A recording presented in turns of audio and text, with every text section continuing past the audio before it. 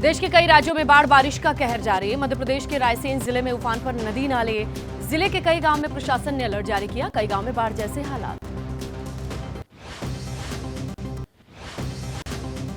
UP के कई जिलों में भी आज स्कूलों की छुट्टी। हापुड़, सीतापुर, अलीगढ़ समेत कई शहरों में स्कूल बंद। छात्र छात्राओं की सुरक्षा को देखते हुए लिया गया फैसला। उत्तराखंड में भारी बारिश को देखते हुए कई जिलों में स्कूल की छुट्टी। देहरादून, उत्तरकाशी, रुद्रपुर में 12वीं तक के सभी स्कूल आज बंद रहेंगे।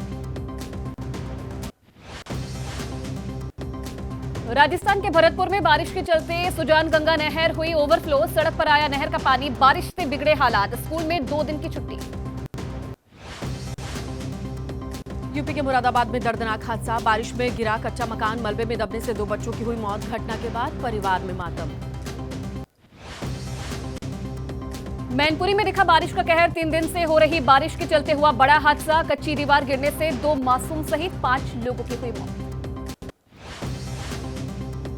मध्य प्रदेश के दतिया में हादसा। रायगढ़ किले की दीवार ढही, 7 लोगों की मौत। कई घंटों की बारिश के कारण दीवार गिरने की वजह बताई जा रही है। मलबे में दबे 2 लोगों को रेस्क्यू किया गया। मध्य प्रदेश के टीकमगढ़ जिले में टापू पर फंसे 2 किसानों का रेस्क्यू। एसडीआरएफ टीम ने बोट की मदद से रेस्क्यू किया। नदी के बीच टापू पर फंस गए थे 2 लोग। यूपी के एटा में भारी बारिश से बिगड़े हालात। नहर टूटने से कई गांव में बारिश का पानी घुसा। गुढ़ा, मुनैरा, पृथ्वीपुर समेत कई ऐसे गांव जहां बाढ़ आए। मथुरा में बारिश की वजह से सामुदायिक स्वास्थ्य केंद्र हुआ जलमग्न। अस्पताल के अंदर गैलरी और वार्ड में भरा 3-3 फीट पानी। मरीजों को हो रही है परेशानी। राजस्थान के बारां में बारिश का कहर। नदियों में आया तेज उफान। सड़क के ऊपर से बह रहा है पानी। कई गांवों का संपर्क मुख्य शहरों से कटा। लोगों के सामने आवाजाही की समस्या। राजस्थान के सवाई माधोपुर में लगातार हो रही बारिश से नदी नालों में उफान। सड़कें पानी से हुई लबालब। हाईवे तक पहुंचा बारिश का पानी। प्रशासन ने जारी किया अलर्ट। राजस्थान के धौलपुर में लगातार हुई बारिश से हालात बिगड़े। निचले इलाकों में पानी भरा। सड़कें, रिहायशी इलाके पानी में डूबे। आम जनजीवन प्रभावित। बिहार के सहरसा में कोसी नदी में समाई स्कूल की बिल्डिंग। देखते देखते नदी में समा गई स्कूल की इमारत। हादसे का लाइव वीडियो आया सामने।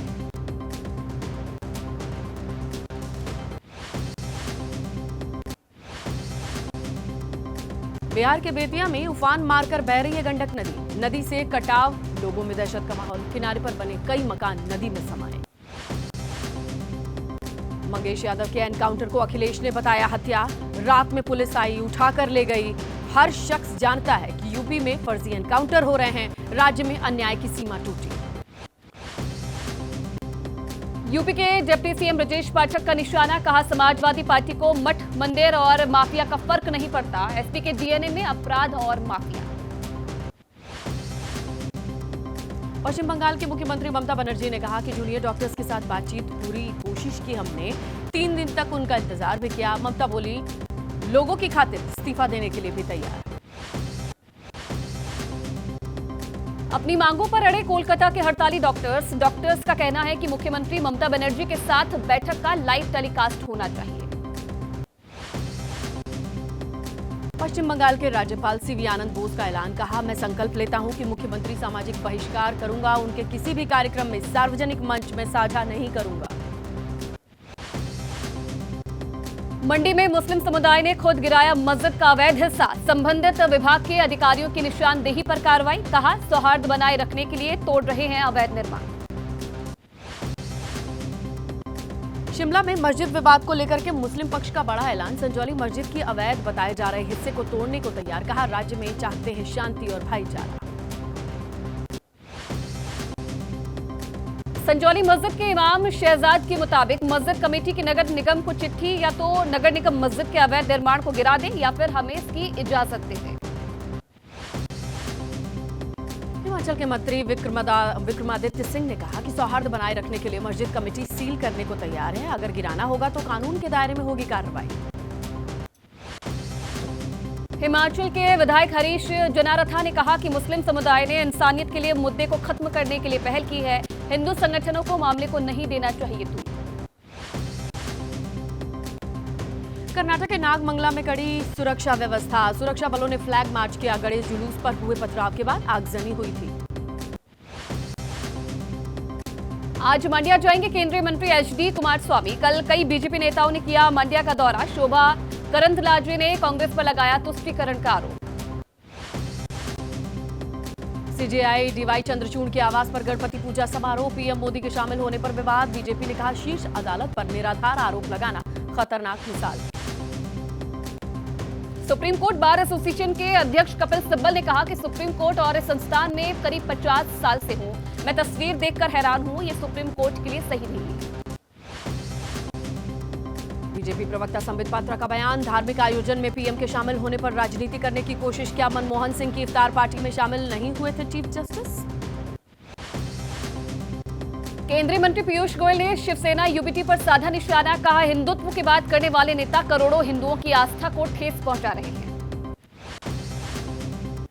हरियाणा चुनाव के लिए बीजेपी ने जारी की स्टार प्रचारकों की लिस्ट। पीएम मोदी समेत 40 नेताओं के नाम। नितिन गडकरी, मनोहर लाल खट्टर भी स्टार प्रचारक। हरियाणा में विधानसभा भंग नीतिगत फैसले नहीं ले सकेंगे कार्यवाहक मुख्यमंत्री नायब सैनी। कल कैबिनेट के फैसले पर राज्यपाल ने लगाई थी मुहर। केंद्रीय मंत्री राव इंद्रजीत सिंह का फिर दर्द छलका। सीएम बनने की इच्छा जाहिर की। कहा पिछले 10 साल में बीजेपी सरकार बनाने में खून पसीना बहाया, लेकिन उचित इनाम नहीं मिला। बीजेपी नेता बबीता फोगाट का हरियाणा में तीसरी बार बीजेपी सरकार बनाने का दावा। चुनाव लड़ने के सवाल पर कहा टिकट पर आलाकमान लेता है फैसला। बीजेपी की बागी सावित्री जिंदल ने हिसार से निर्दलीय प्रत्याशी के रूप में पर्चा भरा। बीजेपी सांसद नवीन जिंदल की मां हरियाणा के मंत्री कमल गुप्ता को देंगी चुनौती। कांग्रेस ने हरियाणा की 89 सीट पर उतारे हैं प्रत्याशी। एक सीट सीपीएम को दी। आप और एसपी के साथ नहीं हुआ गठबंधन। हरियाणा के पूर्व मुख्यमंत्री भूपेंद्र सिंह हुड्डा ने कहा राज्य में बीजेपी सरकार की उल्टी गिनती शुरू। बीजेपी बताए किसानों की आय दोगुनी करने के वादे का क्या हुआ। बीकेयू अध्यक्ष नरेश टिकैत ने केंद्र सरकार पर आरोप लगाए। कहा सरकार ने किसानों को तहस नहस कर दिया। वादा पूरा न करने वाले हमारे प्रधानमंत्री झूठ बोलते हैं। टिकट कटने से नाराज रोहिता रेवाड़ी का कांग्रेस से इस्तीफा। निर्दलीय प्रत्याशी के रूप में नामांकन किया। 2024 बीजेपी के टिकट पर जीती थी पानीपत शहर विधानसभा सीट से चुनाव। हरियाणा में एक और गठबंधन। आईएनएलडी और बीएसपी के साथ आई हरियाणा लोकहित पार्टी। सिरसा विधानसभा सीट से गोपाल कांडा होंगे प्रत्याशी। बाकी सीट पर गठबंधन के प्रत्याशियों की करेंगे मदद। हरियाणा के पूर्व मुख्यमंत्री और आईएनएलडी प्रमुख ओम प्रकाश चौटाला का बयान। मौजूदा कुशासन को इस देश का हर नागरिक दुखी और परेशान करने वाला है। हमारी सरकार से लोगों को उम्मीदें हैं। आईएनएलडी के साथ गठबंधन के बाद गोपाल कांडा ने कहा कि मैं भगवा में हूं और आगे भी रहूंगा। फिर से सरकार बीजेपी की ही आएगी। बीजेपी ने कहा होता तो मैं सिरसा सीट छोड़ देता। रड़िया विधानसभा से आईएनएलडी उम्मीदवार अर्जुन चौटाला ने नामांकन किया। पर्चा भरा। मौजूद थे मुख्यमंत्री ओम प्रकाश चौटाला, पूर्व मुख्यमंत्री और जैस्मिन चौटाला। हरियाणा के पूर्व कैबिनेट मंत्री चौधरी रणजीत सिंह चौटाला ने भरा पर्चा। सिरसा में किया नामांकन। नामांकन के दौरान मौजूद थे डबवाली से जेजेपी प्रत्याशी दिग्विजय सिंह चौटाला। जुलाना से डब्ल्यूडब्ल्यूई रेसलर कविता दलाल ने पर्चा भरा। आम आदमी के टिकट पर चुनाव लड़ रही हैं। कांग्रेस की तरफ से विनेश फोगाट उम्मीदवार हैं। कांग्रेस बीजेपी के बागियों को आम आदमी पार्टी ने बनाया उम्मीदवार। कांग्रेस के 3 और बीजेपी से आए 5 बागियों को दिया टिकट। आईएनएलडी से आए रणबीर सिंह लोहान को बनाया प्रत्याशी। आप सांसद राघव चड्ढा ने ट्रिपल इंजन की सरकार का दावा किया। कहा पंजाब और दिल्ली में आप सरकार, बीच में हरियाणा में आप सरकार बनी तो विकास का ट्रिपल इंजन चलेगा। महबूबा मुफ्ती का बयान। केवल पीडीपी कर सकती है बीजेपी का मुकाबला। बीजेपी लोगों की पहचान, संसाधन और नौकरियों पर कर रही है हमले। जम्मू में बीजेपी नेता सुधांशु त्रिवेदी ने कहा पहली बार ऐसा चुनाव जहां पाकिस्तान के झंडे नहीं, इंडिया गो बैक के नारे नहीं, चीन को छोड़ पूरी दुनिया हमारे साथ। सोपोर में अफजल गुरु के भाई एजाज ने किया नामांकन। कहा मीडिया के सवालों का नहीं दूंगा जवाब। बीते 35 साल में मैं भी कश्मीर की दुर्दशा का शिकार हुआ। जम्मू कश्मीर में इंजीनियर राशिद पर लगे आरोप। कुपवाड़ा में शर्जन बकराती की बेटी को ने फाड़ा पिता का नामांकन पत्र, ये आरोप है। और पिता ने की मदद, लेकिन राशिद ने मुश्किल वक्त में हमें नहीं छोड़ा। अवामी इत्तेहाद पार्टी के नेता शेख अब्दुल रशीद ने कहा, इंडिया गठबंधन अगर केंद्र में सत्ता में आने के बाद धारा 370 का बहाली का करे वादा तो करूंगा समर्थन। बीजेपी नेता राजीव चंद्रशेखर का राहुल गांधी पर निशाना। मैं 10 दिन पहले ही बता सकता था कि राहुल अमेरिका में क्या बोलेंगे। वो उन लोगों के लिए बोलते हैं जो भारत के खिलाफ हैं। आदित्य ठाकरे का आरोप, बीजेपी हमारा IFCA गुजरात ले गई, मर्सिडीज फैक्ट्री पर छापे पड़े, फिर सभी दावे वापस लिए गए। ये सिर्फ छापेमारी और नोटिस राज। महाराष्ट्र से बीजेपी को इतनी नफरत क्यों? मुंबई की सड़कों पर दिखे गड्ढे, सड़क के हाल पर शिवसेना UBT ने शिंदे सरकार को घेरा। शिवसेना UBT प्रवक्ता आनंद दुबे ने खुद मौके पर पहुंचकर तस्वीरें दिखाई। बिहार में पोस्टर पॉलिटिक्स फिर हुई शुरू। पटना में जेडीयू नेता ने लगवाए नीतीश के पोस्टर पर लिखा 2025 से 2030 तक फिर से नीतीश। प्रशांत किशोर ने कहा कि बिहार में जन सुराज की सरकार बनते ही शराबबंदी हटा देंगे। इसकी वजह से हर साल हो रहा है 20,000 करोड़ का नुकसान। युवा बन रहे हैं माफिया के हाथ का खिलौना। बिहार की महिलाओं ने प्रशांत किशोर के बयान का विरोध किया। कहा, शराबबंदी ऐतिहासिक फैसला है, इससे महिलाएं सुरक्षित, फैसले से बहुत बदलाव आया। आरजेडी नेता मृत्युंजय तिवारी ने कहा, वार्ड सदस्य का चुनाव कब नहीं लड़ने वाले, सरकार बनाने का सपना देख रहे हैं। कह रहे हैं कि मंदिरालय खोलेंगे, मंदिरालय नहीं पुस्तकालय विद्यालय चाहिए। बीजेपी प्रवक्ता अरविंद सिंह बोले, जिस राजनीतिक दल का जन्म नहीं हुआ है उसके नेता बिहार बदलने की बात कर रहे हैं। ये मुंगेरी लाल के हसीन सपने हैं।